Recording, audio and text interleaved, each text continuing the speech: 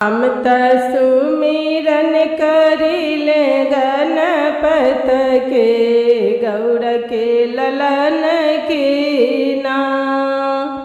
हम त सुमिरन करिले गणपत के गौर के ललन के नाम।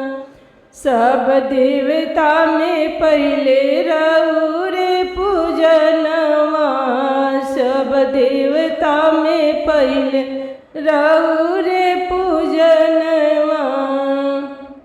हम त सुमिरन करिले गणपत के गौर के ललन के नाम। हम त सुमिरन करिले गणपत के गौर के ललन के नाम। गौर के ललन के हो गौर के ललन के।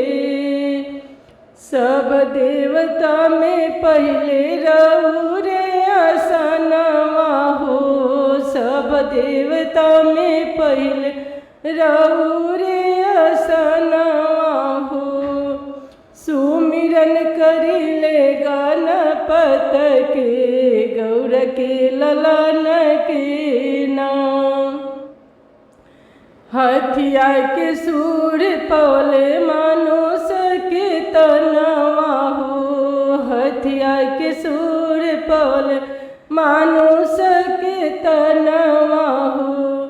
सब देवता में पहले होला पूजनवा हो, सब देवता में पहले होला पूजनवा हो। हम त सुमिरन करिले गणपत के गौर के ललन के नाम। गौर के ललन के हो गौर के ललन के, गौर के ललन के हो गौर के ललन के। सुमिरन करिले गणपत के गौर के ललन के नाम। त सुमिरन करिले गणपत के गौर के ललन के नाम। हम त सुमिरन करिले गणपत के गौर के ललन के नाम।